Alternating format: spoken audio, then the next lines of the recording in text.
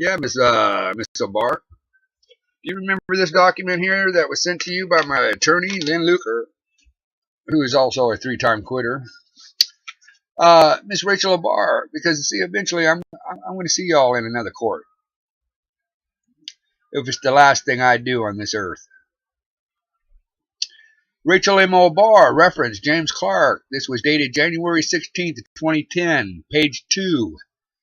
This is Lynn Luker's letter to you all.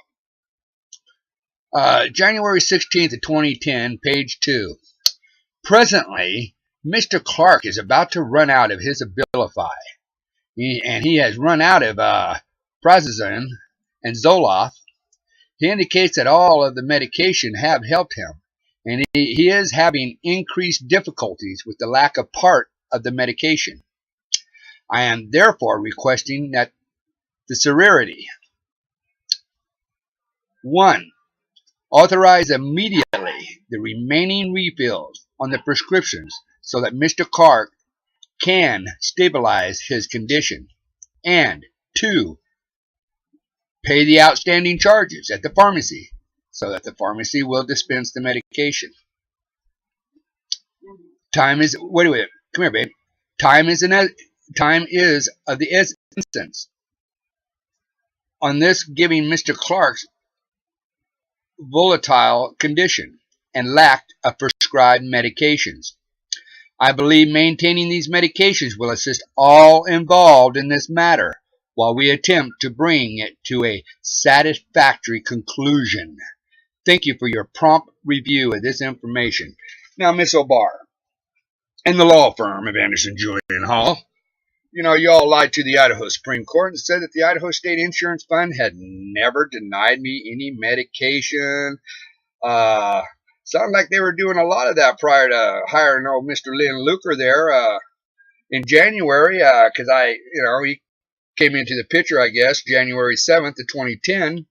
This letter was written January 16th of 2010.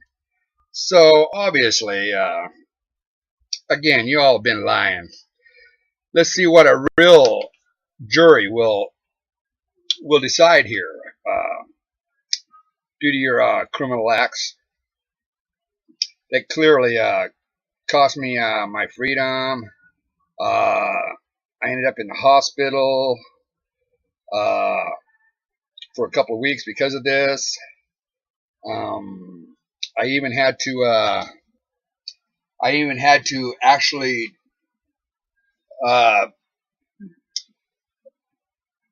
they were only allowing me to be there for 7 days there at Intermountain Hospital, but everyone knew that I still needed some more time. So in order for me to stay, I had to actually allow myself to be committed to the state. Are you aware? Nobody's aware of that, are they, Miss O'Barr? That's right. That March episode where I was in Intermountain Hospital isn't a fact that the state, I ended up having to sign myself over to the state so I could stay there for about another week. So, and then, of course, then I went back to court because I had to go before a judge in order to get properly, what do they call it, awarded to the state based upon my psychiatric issues, psychological issues and things like that. And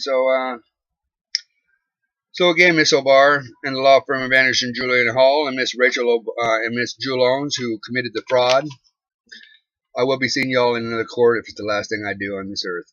You can bet your life on that, because this is my life you're fucking with. I have every right to stand up for who I am, because if I don't stand up for myself, obviously nobody's going to do it for me. And everybody wonders why I'm so angry. It's crap like this, Miss O'Barr, and you know it. And then the altered documents, where you were altering my, where I'd go down and have something notarized, you were notarizing it.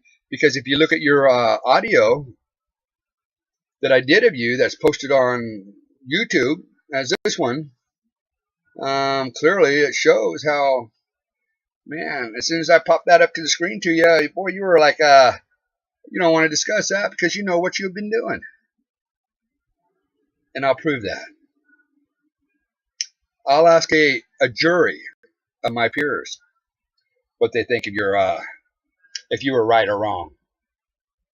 So again, because you don't want to bring it all to a close, but then again, Miss O'Barr, isn't the fact that I have an email from you stating that that if I wanted to negotiate anything in regards to a settlement or anything like that, that I would have to also include the reimbursement. But now I thought we weren't supposed to talk about anything like that. But now you're telling me that everything's before the Supreme Court? So what is it, Miss O'Barr? Were you talking to me again and trying to get me to negotiate and to write out some kind of a settlement offer, but to also include, supposedly you say you overpaid? That's a fucking lie. You didn't overpay shit. You owe me, and I'll be coming for it. Just like you, Lynn. Corruption in Idaho. Boy, oh boy. Yep. So, we'll see y'all soon again. Here's another video going out just to show, because if anything happens to me, at least I know a lot of this shit's been documented. So again, Miss Rachel O'Barr, you remember this letter that my attorney, Lynn Luger, who should be still my attorney because he hasn't withdrawn properly through the commission or anything that I know of after I hired him December 27th of 2010. So, think about it. I'm coming. I'm coming for that $1.2 million.